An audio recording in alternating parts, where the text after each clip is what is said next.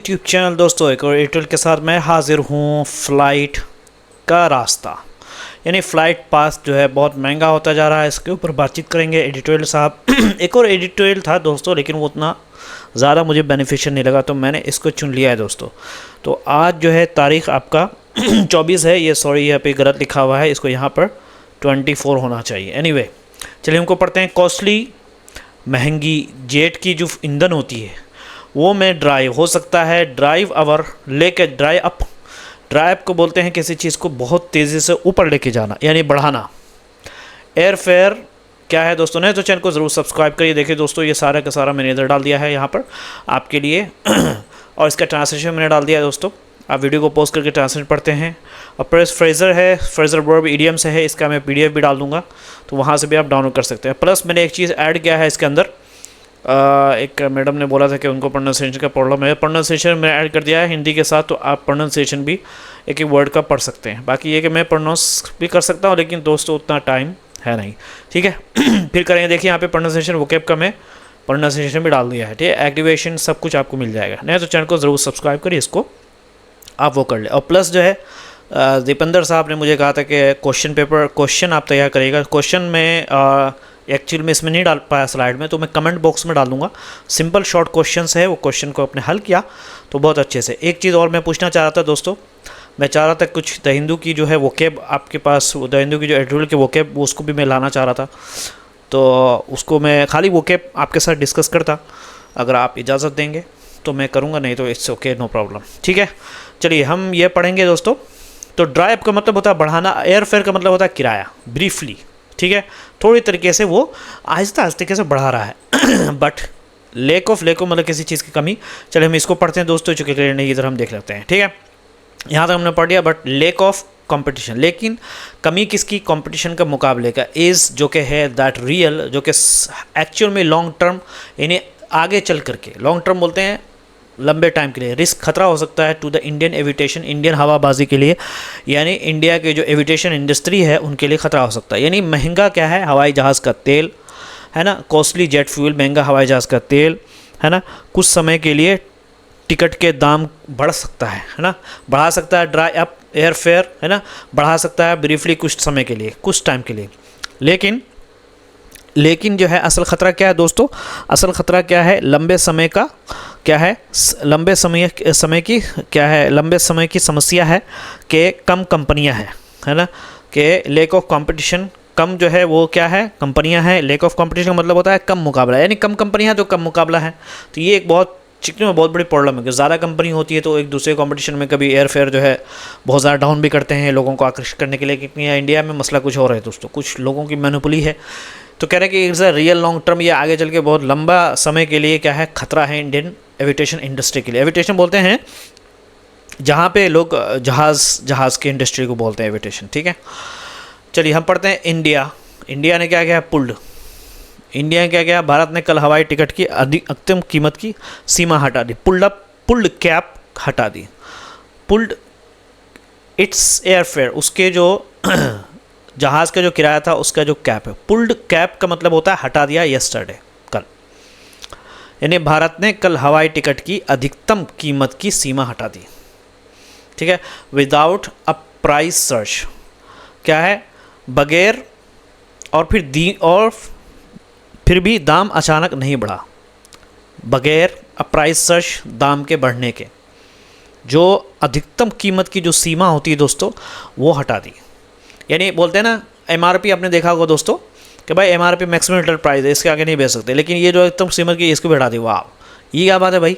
Big question, सबसे बड़ा सवाल यहाँ पर ये है, अब व्हाट हैपन्स, क्या होता है, क्या होगा नेक्स्ट मंथ, अगले महीने क्या होगा जब हवाई तेल है, जेट फ्यूल जो है उसका प्राइजेस आर रिवाइज, उसको क्या किया जाएगा दोस्तों, तेल की कीमतों में बदली जाएंगे। रिवाइज का मतलब होता है बदली जाएंगे, आर रिवाइजेबल। इफ़ US, अगर US यानी ईरान अचीव, अगर उनको मिल जाए टोटल पूरा का पूरा हल, रेजोल्यूशन ऑफ हॉस्टिलिटीज़, ये दुश्मनियों का जो चीज़ 20 कंट्री में दुश्मनी चल रही है GCC और UAE में, एज ट्रम्प, जैसा कि ट्रम्प ने इशारा भी किया है। तो फिर उससे क्या होगा दोस्तों, उसमें price pain might not rise, तो ये क्या हो सकता है कि प्राइस पेन का मतलब होता है महंगाई की जो तकलीफ़ है, प्राइस की जो तकलीफ़ है माइट नॉट राइज, वो ना बढ़े। यानी पूरी तरह अगर झगड़ा ख़त्म हो जाता है, टोटल रेजोल्यूशन ऑफ हॉस्टिलिटीज़ का क्या मतलब है यहाँ पे? टोटल रेजोल्यूशन ऑफ हॉस्टिलिटीज़ का मतलब है कि पूरी तरह झगड़ा ख़त्म, जैसा डोनाल्ड ट्रम्प ने इशारा किया। हिंटेड का मतलब होता है इशारा किया, मैंने बता दिया आपको। तो कीमतों की परेशानी नहीं होगी, है ना। तो price pain might not rise, यानी प्राइस की जो दर्द होता है वो शायद ना हो, यानी कीमतों की जो परेशानी होती है वो नहीं होगी, यानी महंगाई की तकलीफ। प्राइस पेन का मतलब होता है महंगाई की तकलीफ। ठीक है दोस्तों, अब मैं यहाँ पढ़ लेता हूँ। कह रहे क्रूड स्लाइड बिलो। ठीक है, कह रहे कि अगर क्रूड की बात करें, कच्चे तेल की बात करें, तो दोस्तों उसकी कीमत क्या है? $100 से नीचे, 100 से नीचे गिर गई है विद इन मिनट्स। क्या है? कुछ ही मिनटों में ट्रम्प के घोषणा के, कल ट्रम्प ने जैसी घोषणा किया कि भाई सब कुछ ठीक हो जाएगा, उसी मिनटों में $100 से नीचे चली गई। ये अच्छी बात है। एंड इफ़ पीस, अगर शांति प्रवेल्स, छा जाती है यानी बढ़ जाती है, एंड हॉर्मुज स्ट्रेट जो है वो दोबारा खुल जाता है, इट विल ट्रेंड, वो क्या करे? ट्रेंड करेगा, ट्रेंड बैक। फिर दोबारा ट्रेंड बैक का क्या मतलब हो गया दोस्तों? वापस आ जाएगा टू इट्स, उसके प्री वार से पहले का जो स्तर था उस पर वापस आ जाएगा, नॉर्मल हो जाएगा। बट लेकिन अगर इफ़ फाइटिंग रिज्यूम, लेकिन अगर लड़ाई दोबारा शुरू हो जाती है, ऑल बेट्स आर ऑफ। बहुत शानदार एडियम है दोस्तों, कुछ भी तय नहीं है। ऑल बेट्स आर ऑफ का मतलब ये है पता नहीं क्या होगा, कुछ भी तय नहीं है। दैट्स अ प्रॉब्लम फॉर एविटेशन, ये एक बहुत परेशानी है एविटेशन इंडस्ट्री के लिए, यानी हवाई यात्रा के लिए समस्या है। क्योंकि जेट जो है फ्यूल को क्या है दोस्तों, ज़रूरी चीज़ नहीं माना जाता है, जैसे डीजल या खाना बनाने की गैस होती है। बिकॉज जेट फ्यूल, जेट की जो ईंधन इज इन सीन, नहीं माना जाता है। सीन का मतलब यहाँ है नहीं माना जाता है एज अ नीड, ज़रूरी चीज़ लाइक डीजल, जैसे कि डीजल या जो पकाने वाला जो गैस होता है।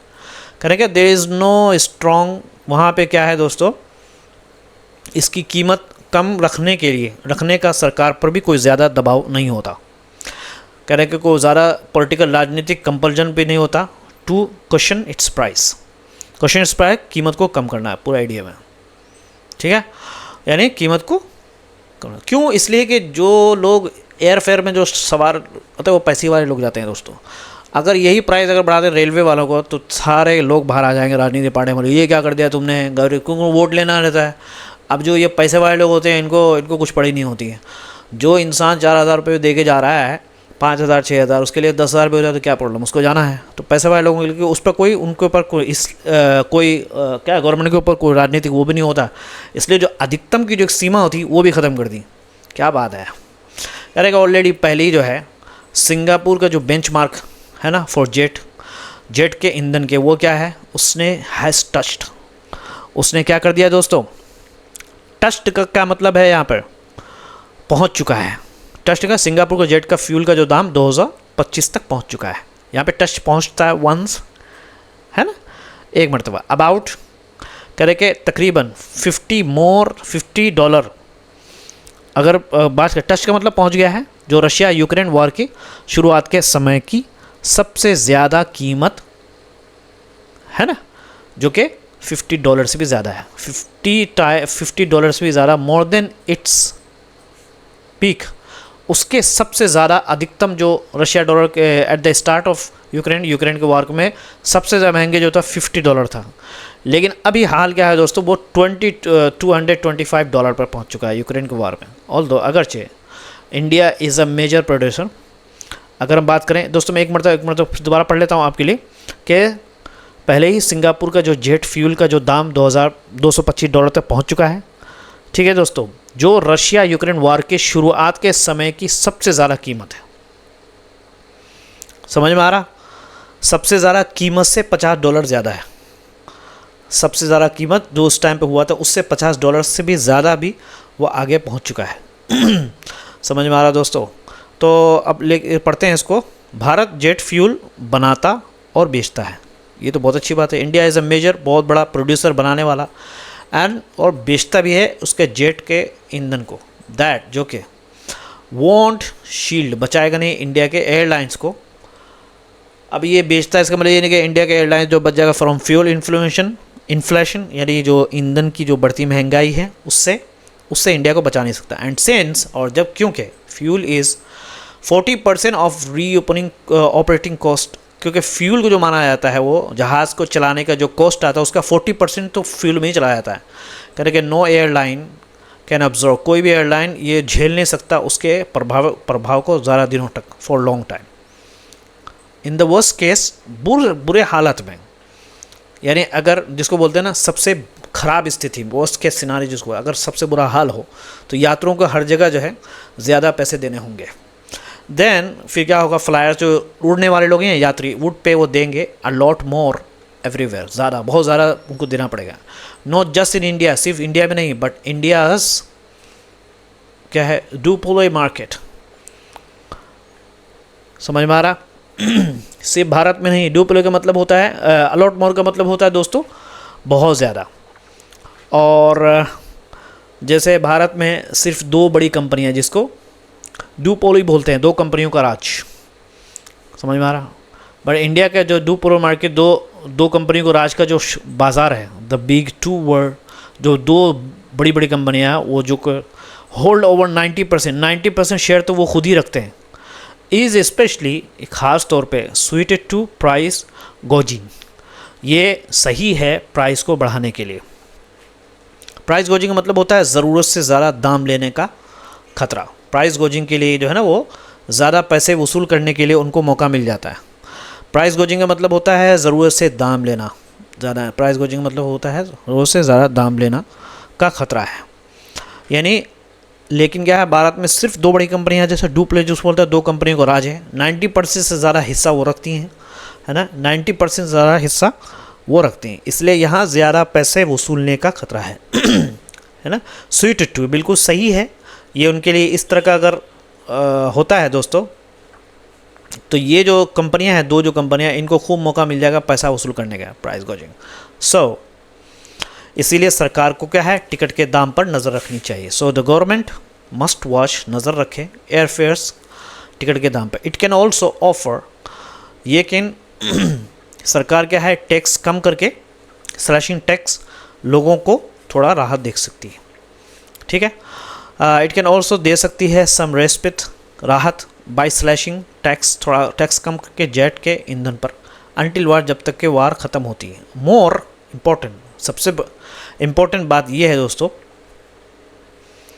सबसे इम्पोर्टेंट, इट मस्ट क्रिएट, वो क्या करना चाहिए, सबसे ज़रूरी बात क्या है कि सरकार को ऐसी स्थिति बनानी चाहिए, क्रिएट इस तरह के हालात, कंडीशंस बनाना चाहिए फॉर एटलीस्ट कम से कम 1 more strong airline to emerge. क्या है कि सरकार को ऐसी स्थिति बनानी चाहिए कि एक और मजबूत एयरलाइन शुरू हो सके, स्ट्रॉन्ग एयरलाइन मजबूत टू इमर्ज, कि वो बाहर निकल के आए, नहीं शुरू हो सके।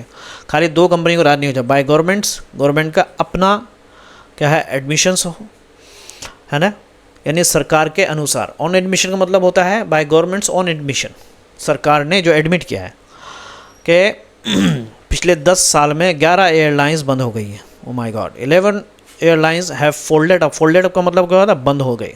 शानदार एडिटिव में कोई नहीं बताएगा आपको दोस्तों। इन द लास्ट पास, पिछले 10 सालों में, कहते कि देश सच जैसे ये बतलाता है सिस्टमिक इशू, सिस्टम का प्रॉब्लम बतलाता है, ये दिखाता है कि सिस्टम में बड़ी समस्या है। कह रहे कि चाइना टॉप 3 एयरलाइन, चाइना के जो बड़े 3 एयरलाइंस जो एक साथ है, हैव लेस 3, वो रखते हैं जो इतने बड़े 60% मार्केट, सिर्फ 60% मार्केट का शेयर रखते हैं। इन यूएस में नो एयरलाइन, कोई भी एयरलाइन हैज़ इवन 25% शेयर भी नहीं है, यूएस की बात कर रहे हैं। लेकिन इंडिया में देखिए डुओपोली 2, वाह बहुत ज़बरदस्त है। As the fastest growing aviation market, जो सबसे तेज़ी से बढ़ने वाला एविएशन या जहाज़ वाला जो बाज़ार है, India should plug this gap. India को क्या करना चाहिए दोस्तों, प्लग दिस गैप का मतलब क्या हो गया, अभी मैं बतला देता हूँ आपको। प्लग दिस का मतलब होता है कमी भरना। क्या इंडिया को चाहिए कि वो इस गैप को भरे। जेट फ्यूल, जेट की जो कीमत है, उसके जो प्राइस है, is a short term irritant. कह रहे हैं कि जेट की जो फ्यूल की जो कीमत है वो थोड़े समय की परेशानी है। शॉर्ट टर्म इरिटेंट का मतलब होता है थोड़ी देर की दिक्कत। इरिटेंट्स आया है करेंगे लेक ऑफ कंपटीशन के लिए, कंपटीशन की जो कमी है इज़ द रियल कंसर्न, ये सबसे बड़ी चिंता है। कंपटीशन होना चाहिए और कई मार्केट एयरलाइन को आना चाहिए, लेकिन ये साहब लोगों को आने नहीं देते होंगे दोस्तों, व्हाटएवर। एनीवे ये शानदार ट्रांसलेशन में इधर डाल दिया है ना आपके लिए, इधर भी मैंने डाल दिया सब कुछ। ट्राई आप ये पूरा प्रोनाउंसिएशन इसको पढ़ लेना अच्छे से, ओके। और जब मैंने फिर दोबारा पूछ रहा हूँ आपसे द हिंदी एल के उसी वोकैब में आप अगर चाहें तो मैं डिस्कस कर सकता हूँ आप पे, अगर आप चाहें तो मैं पढ़ूँगा, मैं और भी लाऊंगा, स्लाइड ऐड करूँगा द हिंदू का वोकैब, ठीक है। और इसी तरीके से यहाँ पर ये शानदार है प्राइस गॉजिंग, प्राइस गॉजिंग, ये पूरा प्रोनाउंसिएशन है, बहुत ज़्यादा दाम लेना, ठीक है। मस्ट वॉच, सब चीज़ का मैंने डाल दिया दोस्तों, ओके। Bye bye, take.